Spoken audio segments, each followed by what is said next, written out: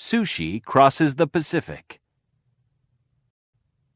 Once, people only ate food from other countries by traveling to them. But today, it's common to eat Indian food in London, Mexican food in New York, and Chinese food in Denmark. But is the person in Denmark eating the same food as the person in Beijing? Probably not. Something happens to food when it crosses borders. People change it to suit their tastes. A good example is when sushi made the journey across the Pacific and landed in Los Angeles. People often think sushi means raw fish. Raw fish is the most popular ingredient in sushi, but the main ingredient is rice. The term sushi refers to the rice, which has special seasonings. Any food made with this seasoned rice can be called sushi. Sushi first started in Southeast Asia and then became popular in Japan, where the Japanese made it an art form. Today, sushi has become popular around the world. After the 1970s, sushi became especially popular in the United States. It all started in Little Tokyo in Los Angeles, where a Japanese chef created the California roll. He didn't invent it for Americans, but for his Japanese customers. Because he couldn't always find the right tuna, he decided to use avocados, of which California has plenty.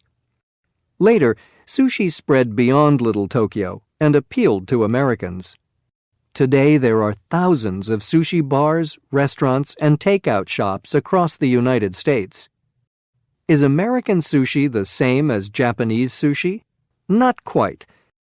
There are similarities and differences, especially in the way people order, eat, and make sushi. In many sushi bars and restaurants in the United States and Japan, there are menus for customers to select from. Or they can ask the chef or waiter what he or she recommends, or customers can ask for certain things they like. Both countries use conveyor belts in some sushi bars, which makes it much easier to order.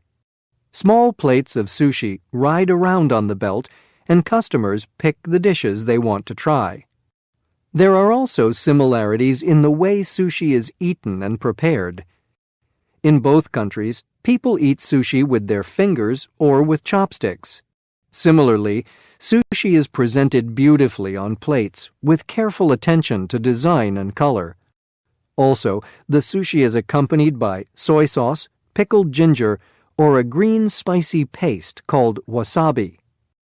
In both countries, white rice is usually used for sushi and is seasoned with salt, vinegar, and sugar. Likewise, the rice is mass-produced for speed and ease.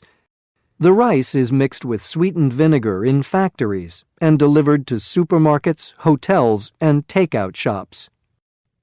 In better restaurants in both countries, sushi chefs cook and season their own rice. Similarly, they use fresh, raw fish. In as many ways as sushi is the same in the two countries, there are also differences. Many Americans don't know how to order sushi, so they order only what they see on the menu, while more Japanese ask the chef to make them special dishes they like.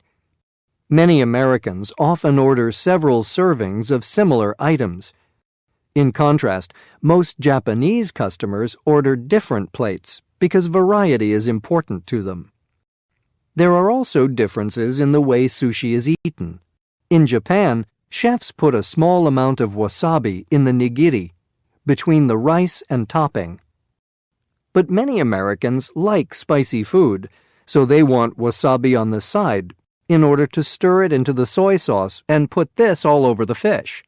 However, this is never done in Japan because it's important to taste the fish.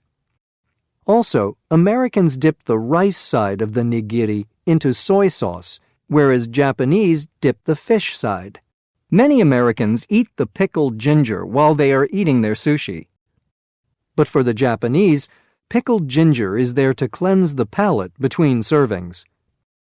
Probably the biggest difference is in the way sushi is prepared.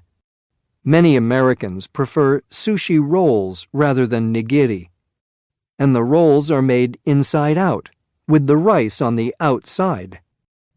Moreover, the sushi rice is a little sweeter and the servings are much larger than in Japan. And Americans have added things like cream cheese, spicy mayonnaise, and deep-fried seafood.